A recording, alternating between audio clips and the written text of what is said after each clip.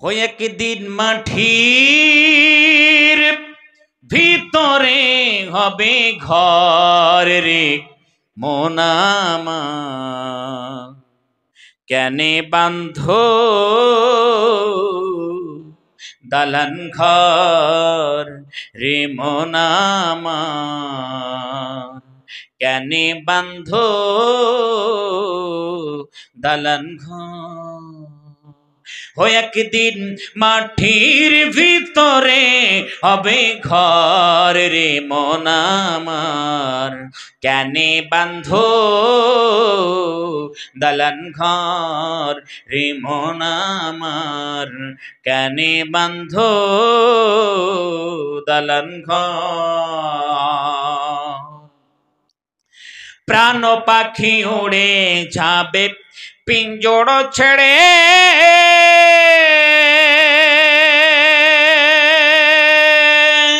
ধরাধামী সবই রবি তুমি যাবে চলে। প্রাণ পাখি উড়ে যাবে পিঞ্জর ছেড়ে, ধরাধামী সবই রবি তুমি যাবে চলে। বন্ধু বান্ধব যত মাতা পিতা তারা সুত, বন্ধু বান্ধব যত মাতা পিতা তারা সুত, সকলই হবে তোমার পরে রে মন আমার, কেনে বান্ধ দালান ঘর। ভাই এখন যদি সারা জীবন আল্লাহ রাব্বুল আমিনের সামনে দরবারে সিজদা অবনত চিত্তে আমরা যদি নিজের দাড়ি মোবারকও ভিজে ফেলি, জমিন ভিজে ফেলি, জীবনে আল্লাহ রাব্বুল আমিনের কান দিয়ে শুকরিয়া আদায় করতে পারবো না। রব্বুল আমিন এত আমাদের নিয়ামত তিনি দান করেছেন। পৃথিবীর বান্দারা, আমি আল্লাহ রব্বুল আমিন এত নিয়ামত দান করেছি, এত এহসান করেছি, আমি তোমাকে ইনসান রূপে তৈরি করেছি। আর পৃথিবীতে যত মখলুক আছে সবচাইতে সুন্দর, সবচাইতে উৎকৃষ্ট মখলুক আল্লাহ বানিয়েছেন কাকে? জোরে কম, ইনসানকে। বান্দারে তোমার বিশ্বাস না হতে পারে, এই কথার মধ্যে তুমি সংশয় করতে পারো, তোমার ডাউট থাকতে পারে, তোমার শক থাকতে পারে। বান্দারে আমি রব্বুল আমিন এই বিষয়টাকে গারো গারার খাতিরে কসম খাইলেন।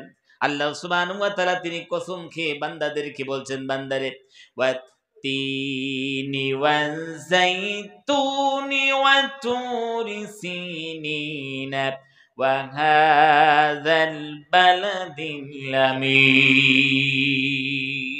রব্বুল আমিন তিন ফলের কসম খেয়েছেন, জাইতুনের কসম খেয়েছেন, তুরে সিনিনের কসম খেলেন, নিরাপত্তা মক্কা নগরীর কসম খেয়েছেন। একটা কসম খাই নেই, পরপর রব্বুল আমিন চারটা জিনিসের কসম খাইয়ে বান্দাদের আল্লাহ সুবহানাহু ওয়া তাআলা বলতেছেন, বান্দারে লাকাদ খালাকনাল ইনসানা ফি আহসানি তাকওয়িম। হে পৃথিবীর বান্দা বান্দিরা, আমি রব্বুল আমিন তোমাদেরকে সুন্দর থেকে সুন্দর করে তৈরি করেছি। সুবহানাল্লাহ। কালকে নাস্তার পরে কোনো অসুবিধা নাই, একটু জোরে জোরে বলা যাবে না সুবহানাল্লাহ? আপনারা এত শীতল হয়েছে না, আমি তো বুঝি পাইনি। একটু সুবহানাল্লাহ মাঝে মাঝে কইবেন তো ভাইরা। রব্বুল আমিন দেখেন আমাদেরকে সুন্দর থেকে সুন্দর করে তৈরি করেছে। আমরা হলাম আশরাফুল মখলুকাত। আশরাফুল মখলুকাত, যত মখলুক আছে সব থেকে শ্রেষ্ঠ আমরা। কিন্তু এই শ্রেষ্ঠত্ব কখন আমাদের মধ্যে থাকবে, এই শারফিয়াত কখন আমাদের ভিতরে থাকবে?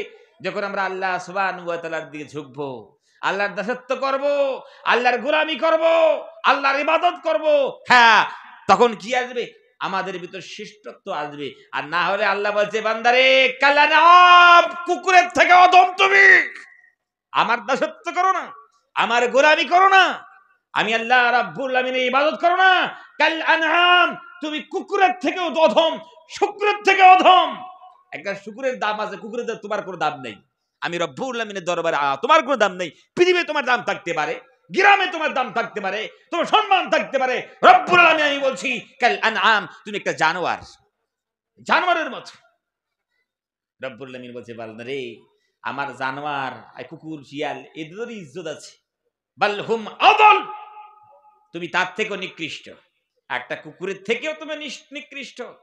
আমি আল্লাহ রাব্বুল আলামিন কুকুর, একটা কুকুর, একটা জানোয়ার, একটা গরু, একটা ছাগল, সে তো মালিক চেনে, তুমি মালিকই চিনতে পারো না। জোরে কর ঠিক না? মালিকই চিনতে পারো না। রব্বুল আলামিন তিনি বান্দাদের দৃষ্টি আকর্ষণ করে বলে, বান্দারে কাল আনাম, তোমরা করো, তোমরা করে তোমরা কুকুরের মতো, তোমরা শুকরের মতো, তোমরা জানোয়ারের মতো। বালহুম আদাল, তার থেকেও তোমরা অদম। আল্লাহ রাব্বুল আলামিন কেন বলেছেন শোনাচ্ছেন ভাইরা আমার। আমার এই জলসা থেকে যদি আপনি বাড়ি চলে যান আর আপনার বাড়ির পাশে একটা কুকুর যদি থাকে, আমার ভাইরা, আপনি গভীর রজনীতে বাড়ি চলে গেলেন আর আপনার বাড়ির দরওয়াজার সামনে, গেটের সামনে একটা কুকুর বসে শুয়ে আছে। আপনি যখন যাবেন এই গভীর রজনীতে বাড়ি যখন আপনি পৌঁছে গেলেন, যাবার পর কুকুর যদি আপনাকে চিনতে না পারে, ঘুম থেকে উঠে কুকুর তার ভূমিকা ধারণ করে আপনার দিকে তাকাইয়া দুই একটা বাক্য বলতে পারে, ঠিক কিনা জোরে কর, বলতে পারে না? এখন আপনি যদি বলেন লায়ন চুপ, কুকুর বলে সর্বনাশ রে, এই যা, এ তো আমার মালিক রে, মালিকের সামনে বেয়াদবি হয়ে গেল, মালিকের সামনে বেয়াদবি করলাম, আমার মালিককে চিনতে পারি নাই, গভীর রজনীতে শুয়েছিলাম, বিয়াদবি করেছি। এখন কুকুর ভাবতে পারলো এত বড় বিয়াদবি, এত বড় নাফরমানি আমি করেছি, গভীর রজনীতে মালিক এসেছে বাড়িতে, মালিককে আমি চিনতে পারি নাই। এখন কুকুর সে তওবা করার খাতিরে মালিকের কাছে যাইয়া দুটো হাত মালিকের দিকে তুলে দেন, মুখটা আকাশের দিকে করে, আমার বাইরা অনুনয় বিনয় করে মালিকের কাছে কুকুর বলে, মালিক গভীর রজনীতে আপনি বাড়িতে এসেছেন, দেখতে পারি নাই, শুয়েছিলাম, আপনার সামনে বেয়াদবি করেছি, এক্সকিউজ মি, সরি। সুবহানাল্লাহ কর। কুকুর তাই ভাষায় বলে, মালিক এক্সকিউজ মি, সরি, আমাকে মাফ করুন, আমি অপরাধ করেছি, বেয়াদবি করেছি, মালিক আমি চিনতে পারিনি, ঘুমিয়েছিলাম, এখন সর। এখন কুকুর বুঝে, হায় রে, সত্যি আমার মালিক মাফ করে দিয়েছে। কুকুর এখন মালিকের সঙ্গ ত্যাগ করে বাড়ির দিকে দৌড় মারে। এখন ওখান থেকে বাড়ির ভিতরে একটা যাইয়া ফিরে আবার বাইরে এসে কুকুরের ওই লেজটা নেড়ে নে বলতে, ওয়েলকাম মালিক, আপনি চলে আসুন, বাড়ি পর্যন্ত রাস্তা ক্লিয়ার আছে। জরিকাল সুবহানাল্লাহ।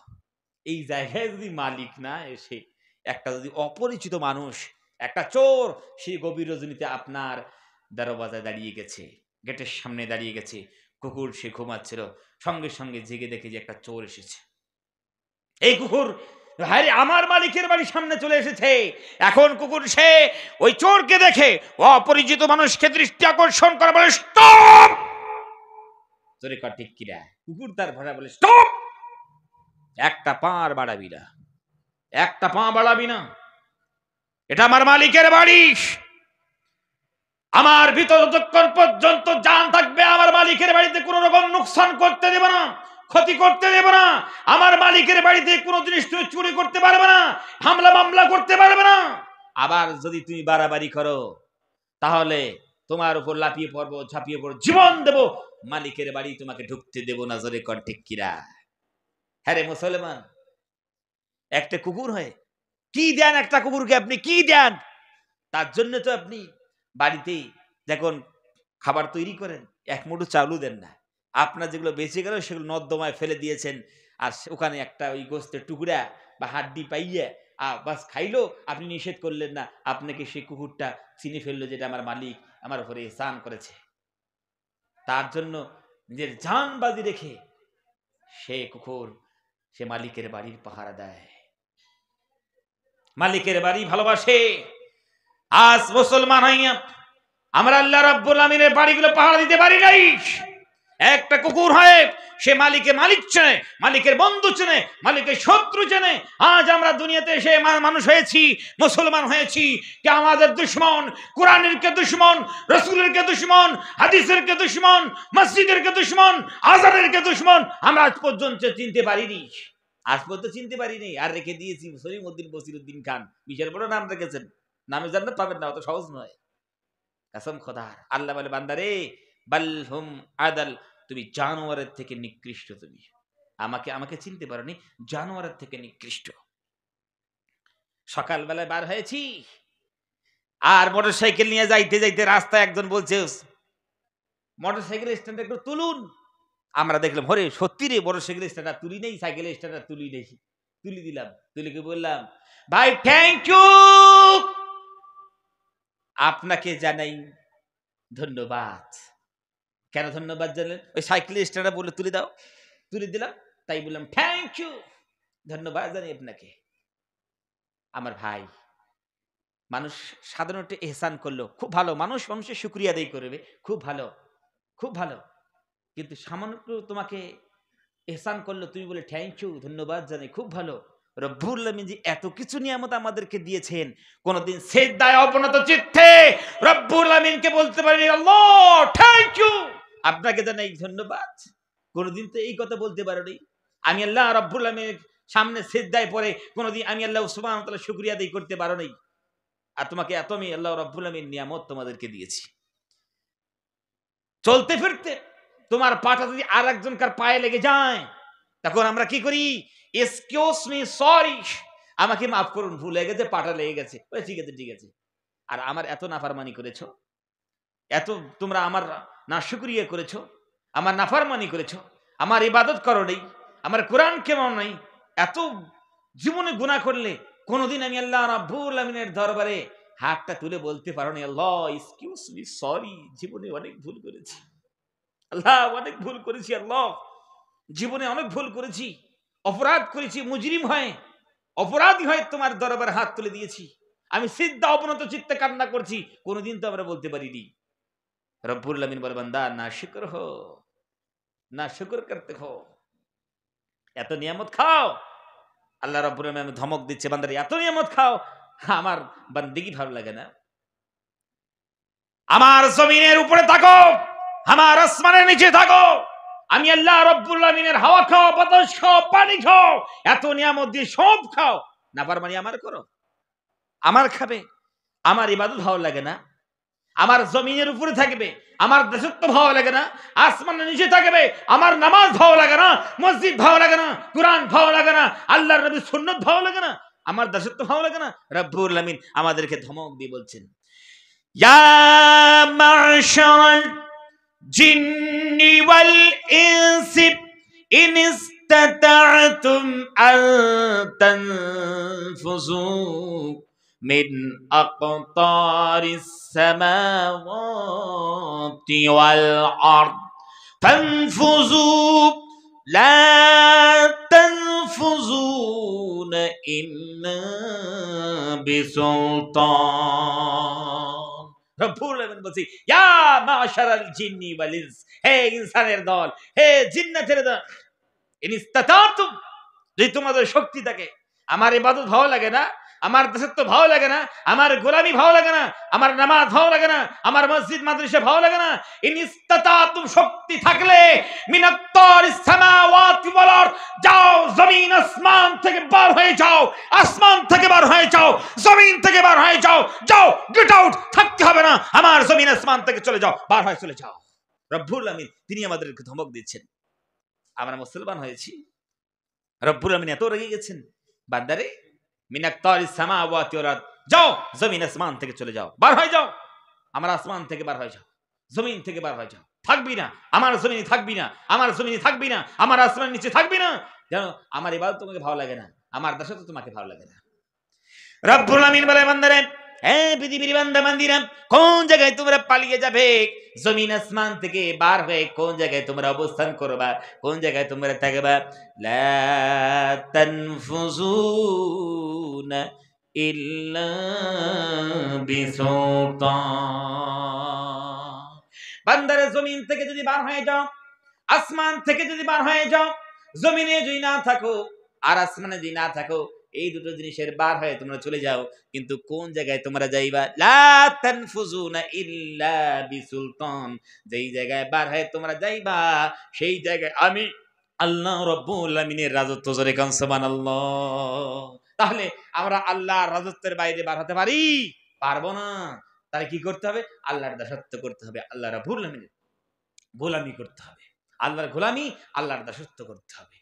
যদি বান্দা তুমি না করো, নাফরমানি যদি তুমি করেছো, আল্লাহ রাব্বুল আমিন আবার তিনি বলছেন, ফাআম্মা মান তাগা وآثر الحياة الدنيا فإن الجحيم هي المأوى রব্বুল আমিন বলে বান্দারে ফাম্মা মান তাগা যারা তোমরা সীমা লঙ্ঘন করেছো হাদ সে তাজাউজ তুমে সো জিসনে কিয়া হে তোমরা সীমার বাইরে যারা চলে গেছো ফাম্মা মান তাগা আমার ইবাদত না করে নাফরমানি করেছো আমি আল্লাহ রাব্বুল আমিন আমি আল্লাহ সুবহানাহু ওয়া তাআলার নামাজ না পড়ে সীমা লঙ্ঘন করেছো কোরআন না মেনে সীমা লঙ্ঘন করেছো হারাম খাইয়ে সীমা লঙ্ঘন করেছো মানুষের মাল আত্মসাৎ করে সীমা লঙ্ঘন করেছো মানুষকে ধোঁকা দিয়ে সীমা লঙ্ঘন করেছো মিথ্যা বলে যারা সীমা লঙ্ঘন করেছো তোমরা যারা মানুষের আইল ঠেলাঠেলি করে সীমা লঙ্ঘন করেছো মানুষের আত্মাল আত্মসাৎ করলা জুলুম অত্যাচার করে তোমরা সীমা লঙ্ঘন করেছো বেপরদায় ঘুরে ঘুরে মা বোনেরা তোমরা সীমা লঙ্ঘন করেছো ওয়াতারাল হায়াতাদ দুনিয়া পার্থিব জীবনকে যারা অগ্রাধিকার দিয়েছো আমি আল্লাহ রাব্বুল আমিনের ইবাদতকে অগ্রাধিকার দাও নেই আমি আল্লাহ রাব্বুল আমিনের কোরআনকে অগ্রাধিকার দাও নেই আমি আল্লাহ সুবহানাহু ওয়া তাআলার কনস্টিটিউশনকে তোমরা অগ্রাধিকার দাও নেই পাহাড়ের জিন্দেগিকে তোমরা অগ্রাধিকার দিয়েছো আমি আল্লাহ রাব্বুল আমিনের ইবাদত তোমরা করো নাই হে পৃথিবীর বান্দা বান্দিরা তোমার সামনে আমি আল্লাহর ইবাদত এসেছে দুনিয়ার তাকাজা এসেছে আমি আল্লাহ রাব্বুল আলামিনের ইবাদতকে ছুঁড়ে ফেলে দিয়েছো দুনিয়ার তাকাজায় ছুঁড়ে তোমরা ছুটে ছুটে বেরিয়েছো দুনিয়ার মুহে পড়ে পড়ে জীবনটাকে তোমরা নষ্ট করে দিয়েছো ওয়াসারাল হায়াতাদ দুনিয়া বান্দারে নিজের ছেলে পেলেকে 5 বছর থেকে নিয়ে 20-25 বছর পর্যন্ত দুনিয়ার পড়াশোনায় তোমার শিক্ষায় শিক্ষিত করেছো আমি আল্লাহ রাব্বুল আমিন কোরআন পড়তে পারে নাই আমি আল্লাহ সুবহানাহু ওয়া তাআলার কোরআন তারা তরজমা করতে পারে নাই সারা জীবন তারা পড়িয়েছে সারা জীবন ছেলেমেয়েকে তোমরা পড়িয়েছো আমি আল্লাহ রাব্বুল আলামিনের কোরআনের জন্য আমি আল্লাহ সুবহানাহু ওয়া তাআলার কোরআনের জন্য কোরআন তেলাওয়াতের জন্য কোরআনের উপর আমল করার জন্য দিনে আধা ঘন্টা পর্যন্ত তোমরা ভিক্ষা দিতে পারো নাই ওয়াসারাল হায়াতুদ দুনিয়া তুমি দুনিয়াবি জিন্দেগি প্রাধান্য দিয়েছো দরকার আছে পার্থিব জীবন ছাড়া আমরা চলতে পারি না এই দুনিয়া ছাড়া আমরা চলতে পারবো না দরকার আছে কিন্তু সব সময় যদি দুনিয়াকে অগ্রাধিকার দেই আল্লাহ রাব্বুল আমিনের দাসত্ব না করি আল্লাহ রাব্বুল আমিন বলছে বান্দারে তোমার পরিণতি ভয়ঙ্কর আছে দেখেন ভাই দুনিয়াতে আসলে হুজুর দুনিয়া থাকলে তো দুনিয়াতে করতেই হবে হ্যাঁ দুনিয়া করতে হবে অবশ্যই করতে হবে দুনিয়া ছাড়া কোনো মানুষ কোন ইনসান সে চলতে পারে না জীবন যাপন করতে পারবে না দুনিয়া দরকার আছে কিন্তু কেমন দরকার দুনিয়ার সঙ্গে সম্পর্কটা কেমন রাখতে হবে আমার ভাইরা যেমন পানির সঙ্গে নৌকার সম্পর্ক আছে কি নেই জোরে কন আমার ভাইরা পৃথিবীতে কোনো নৌকা পানি ছাড়া সে নিজের গন্তব্যস্থলে পৌঁছাতে পারবে না মঞ্জিলে মাকসাদ পর্যন্ত সে পৌঁছাতে পারবে না পানি যে তার এত প্রয়োজন পানি যে তার এত সুন্দর বন্ধু ওই পানি ছাড়া কখনোই সে নিজের স্থানে পৌঁছাতে পারে না আমার ভাইয়েরা নৌকার সঙ্গে এত ভালোবাসা এত প্রীত নৌকার মহব্বত এত বেশি হে পৃথিবীর বান্দা বান্দিরা এখন নৌকার সঙ্গে পানির এত মহব্বত এত খাতির এত ভালোবাসা নৌকা যদি কয় হায় রে এই পানি আমার এত বেশি উপকার করে নৌকা যদি কয় এত বেশি আমাকে মহব্বত করে আমি পানি ছাড়া চলতে পারি না আমি নৌকা একটু মহব্বত করে আমি একটু ছিদ্র হইয়া পানিকে নিজের কলিজার মধ্যে ডুগাই জোরে কন এই নৌকা কি গন্তব্যস্থলে পৌঁছাতে পারবে পানি যদি ওই নৌকায় যদি কয় একটু ফুটা হই এত বেশি আমার উপকার করে ফুটা হই একটু কলিজার মধ্যে একটু আমি একটু পানিটাকে দেই যদি সত্যি করে নৌকা যদি নিজের কলিজার মধ্যে যদি একটু পানি ঢুকাইয়ে ফেলে আর নৌকা সে গন্তব্যস্থল পৌঁছা দূরের কথা আবার বাইরা সাগরের তলদেশে পৌঁছে যাবে জোরে কর ঠিক কিরা যা আছে সব নিয়ে ডুববে নিজেও মরবে সব নিয়ে ডুববে আমার ভাইরা এইরকম মানুষ যদি দুনিয়ার উপর চলতে চায় হ্যাঁ আমার ভাইরা দুনিয়াতে চলো কোনো অসুবিধা নেই কিন্তু দুনিয়াতে চলতে চলতে দুনিয়ার মহব্বত যদি কলিজার মধ্যে ঢুকে যায় বান্দারে দুনিয়া আখিরাত উভয় জগতে তোমরা নাকাম হয়ে যাবে জোরে কর ঠিক কিরা দুনিয়া আখিরাত উভয় জগতে আমরা শেষ হয়ে যাব ওই জন্য বলে বান্দারে তোমরা যারা সীমা লঙ্ঘন করেছো পার্থিব জীবনকে অগ্রাধিকার দিয়েছো ফাইনাল জাহিম হিয়াল মাওয়া ওই সমস্ত বান্দা বান্দীদের ঠিকানা হলো জাহান্নাম জোরে কর নাউযুবিল্লাহি মিন যালিক সুস্পষ্ট ভাষায় আল্লাহ রাব্বুল আলামিন তিনি অ্যানালাইজ করেছেন, ফাইন্নাল জাহিম, নিশ্চয় জাহিম, হিয়াল মাওয়া, তার হলো ঠিকানা। বলে হুজুর এত গুনাহ করলাম, তাহলে আমরা করব কি? আমার ভাইরা, আমার মা বোনেরা, গুনাহ করে করে জীবনটাকে কলুষিত করেছি। কত গুনাহ করেছেন, কত গুনাহ করেছেন, গুনাহ করে করে সাগরের ফেনা সম পরিমাণ করে ফেলেছেন, গুনাহ করে করে উহুদ পাহাড়ের সম পরিমাণ গুনাহ করে ফেলেছেন।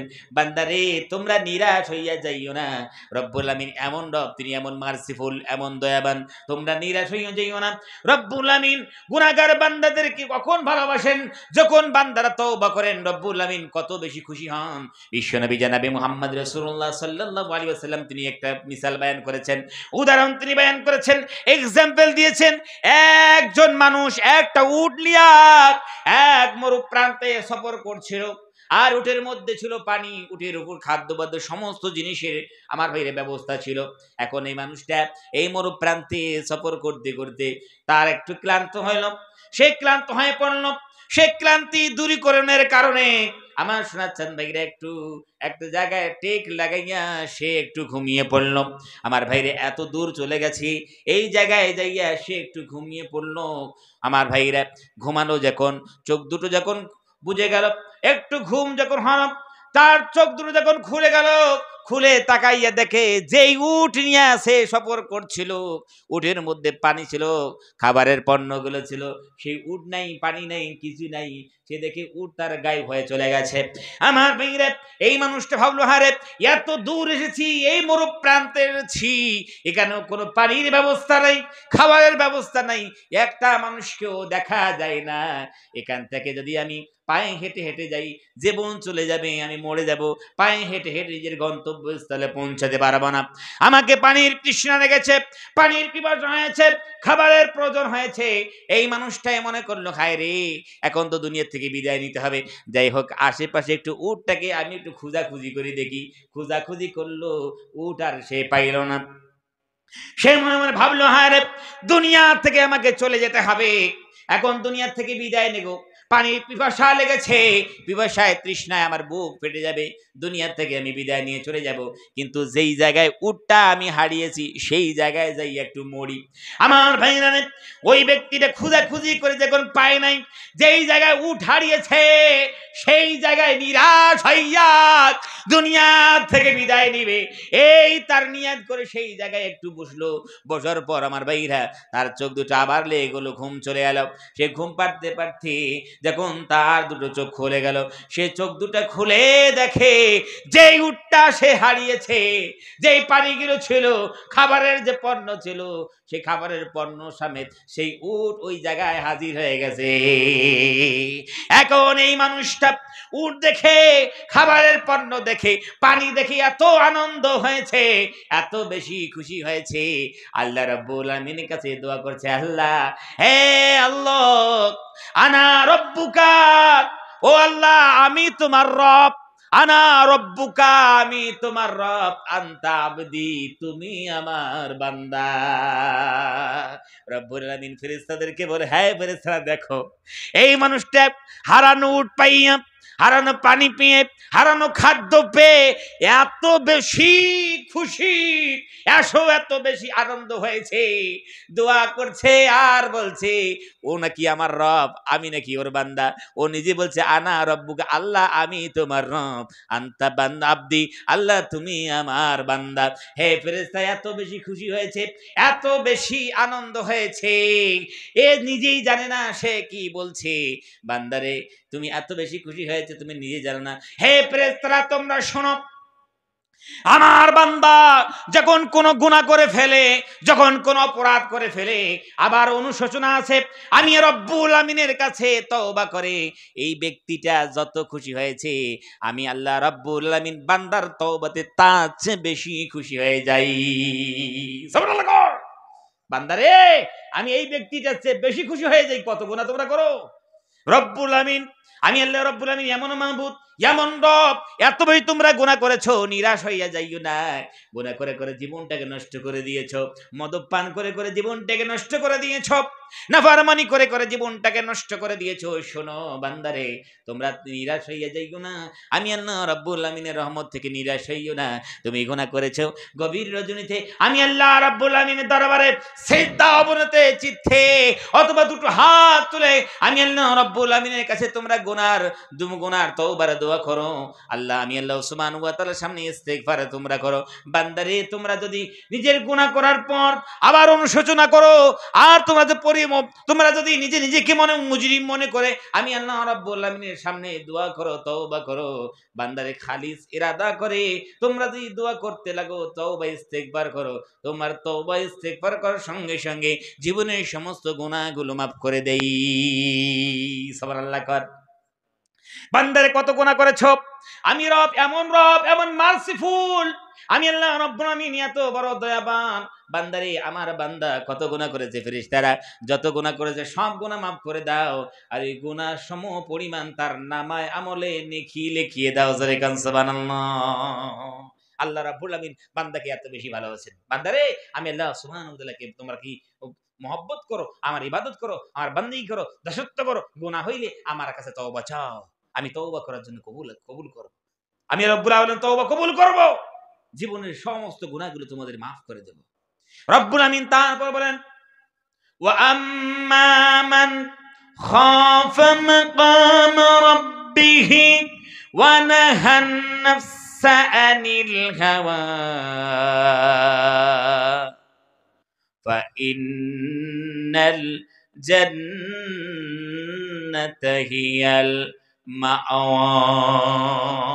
রব্বুল আমিন তারপর বলেন, ওয়া আম্মা মান খাফা, পক্ষান্তরে সেই ব্যক্তি যার অন্তরের মধ্যে ভয় ছিল, যদি পার্থিব জীবনে যদি আমি ইল্লিগাল কাজ করি, অবৈধ কাজ করি, নাজায়েজ করি, নাফরমানি কাজ করি, আমি যদি আল্লাহ রাব্বুল আমিনের নাফরমানি করি, বেয়াদবি করি, নামাজ না পড়ি, আল্লাহ রাব্বুল আমিনের দাসত্ব যদি আমি না করি, গোলামি যদি না করি, কাল কিয়ামতের ময়দানে কঠিন মুসিবতের দিন রব্বুল আমিনের দরবারে আমাকে দাঁড়াইতে হবে। কলিজার মধ্যেই ভয় ছিল যে রব্বুল আমিনের সামনে আমাকে দাঁড়াইতে হবে, জবাবদিহিতা করতে হবে, সব হিসাব আল্লাহ রব্বুল আমিনের সামনে বুঝাইয়া দিতে হবে। এই ভয়ে সে আল্লাহর বান্দি গুনাহ করে নাই, অপরাধ করে নাই, বেয়াদবি করে নাই, নাফরমানি করে নাই।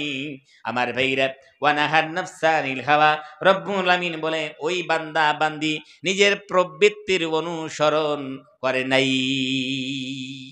নিজের নফসের অনুসরণ করে নাই, নিজের প্রবৃত্তির অনুসরণ করে নাই। মন চেয়েছিল, সুযোগও পেয়েছিল, একটু মানুষের মাল আত্মসাৎ করে নিজের একটু বিত্তবান হয়ে যায়, নিজে একটু মালদার হয়ে যায়, কিন্তু মন চেয়েছে, মনের কথাই জীবনে সাড়া দেয় নাই। মন চেয়েছিল একটু মানুষের সামনে মিথ্যা কথা বলেন, যে স্বার্থটাকে একটু রক্ষা করি, নিজের স্বার্থে মানুষের সামনে একটু মিথ্যা কথা বলি, ধোকা দেই।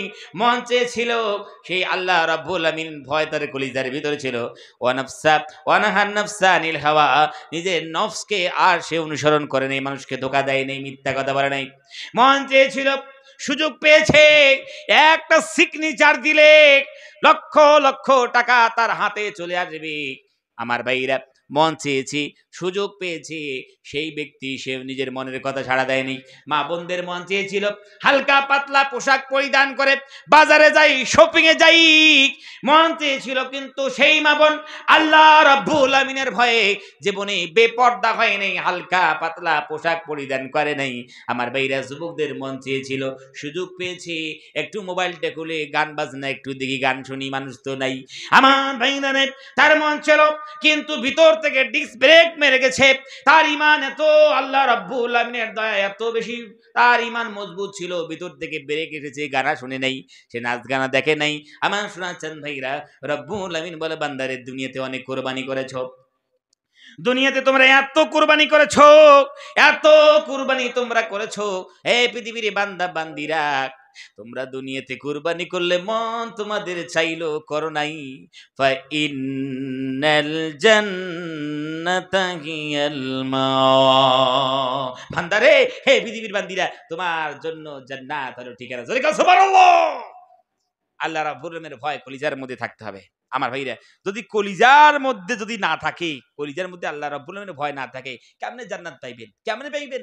আজকে একটা মশার ভয়ে মানুষ মশারির ভিতর ঢুকে ঢুকে না, জোরে কর, মশার কামড়ের ভয়ে, কিন্তু আল্লাহর ভয়ে মসজিদ ঢুকতে পারে না। জোরে কর ঠিক কিনা? আজই বলা ভাই একটু নামাজ পড়ে না, বলে নামাজ না পড়তে পারি আমার ইমান ঠিক আছে। আছে কিনা এরকম মানুষ? নামাজ না পড়তে পারি আমার ইমান মজবুত আছে। কি ভাই কি কর?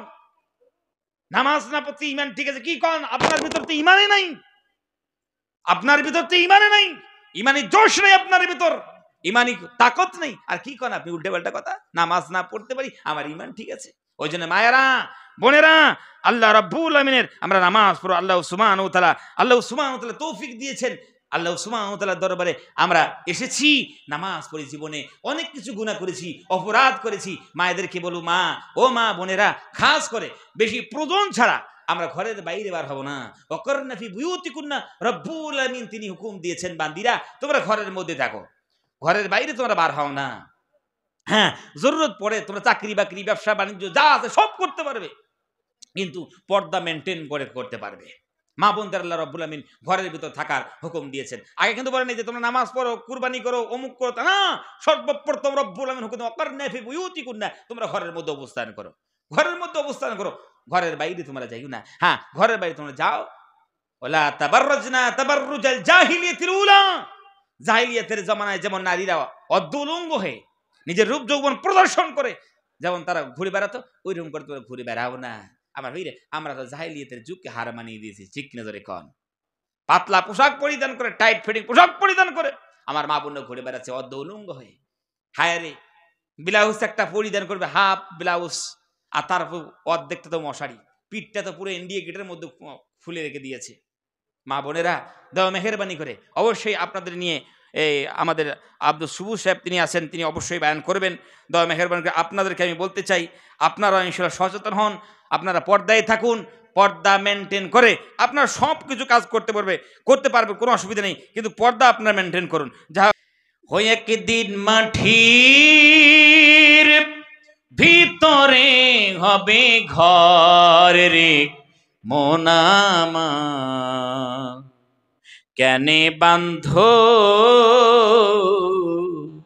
দালান ঘর রে মোনামা, কেনে বান্ধ দালান ঘর। ও একদিন মাটির ভিতরে হবে ঘর রে মন আমার, কেনে বান্ধো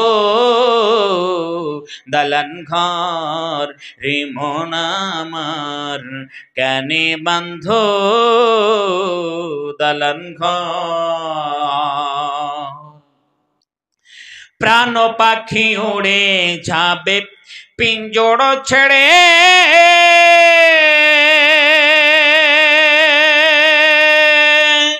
ধরাধামি সবই রবি তুমি যাবে চলে। প্রাণ পাখি উড়ে যাবে পিঞ্জর ছেড়ে, ধরাধামি সবই রবি তুমি যাবে চলে। বন্ধু বান্ধব যত মাতা পিতা তারা সুত, বন্ধু বান্ধব যত মাতা পিতা তারা সুত, সকলই হবে তোমার পরে রে মন আমার, কেনে বান্ধো দালান ঘর।